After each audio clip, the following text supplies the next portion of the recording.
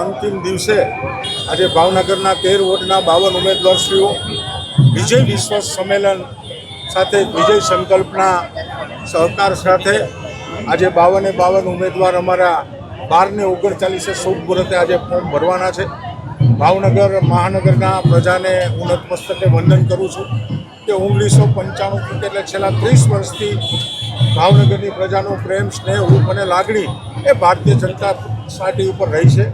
આ વખતે પણ 13 વોર્ડમાં જે 44 બેઠક અમારે ગઈ ટર્મમાં જે આવી હતી એ 52 બેઠક કબજે કરવા માટે ભારતીય જનતા પાર્ટીનો કાર્યકર્તા સજજ છે. પ્રજાનો પ્રેમ એ અવિરતપણે અમને મળ્યો છે. રાજ્યની ભૂપેન્દ્રભાઈ પટેલની સરકાર હોય કે કેન્દ્રની આપણા ગુજરાતનું ગૌરવ એવા આપણા ગુજરાતના પનોતા પુત્ર યશસ્વી વડાપ્રધાન નરેન્દ્રભાઈની સરકારે જે કેન્દ્ર સરકાર અને રાજ્ય સરકારે જે ગ્રાન્ટો મહાનગરોમાં ફાળવી છે ને એના આધારે આપણે આ જોઈ છીએ કે બધા મહાનગરોનો જે વિકાસ થયો છે એ વિકાસ એ પ્રજા સુધી પહોંચ્યો છે અને મને વિશ્વાસ છે કે આ વખતે 52 કમળ એ ભાવનગર મહાનગરપાલિકામાં જીતી રહ્યા છે.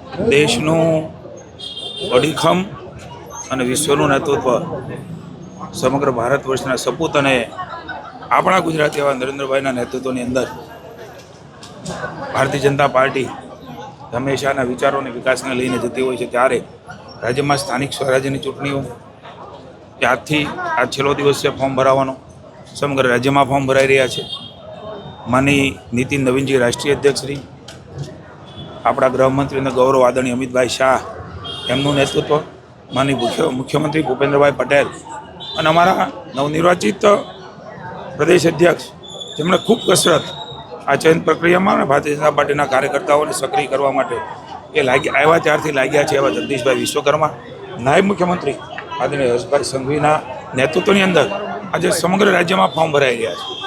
મને ખુશી છે કે આજે ભાવનગરમાં પણ 52 ઉમેદવારોના ફોર્મ ભારતીય જનતા પાર્ટીના અમારા માનનીય પ્રમુખ કુમારભાઈના નેતૃત્વમાં સમગ્ર શિસ્વત નેતૃત્વ આદરણીય અમિતભાઈ આદરણીય અમોભાઈને, પૂર્વ સૌ અધ્યક્ષો, પૂર્વ મેયરો એની વિશેષ ઉપસ્થિતિમાં આજે રંગેચંગે નામાંકન દાખલ કરવા માટે અમે બધા આવ્યા છીએ. મને શ્રદ્ધા અને વિશ્વાસ છે.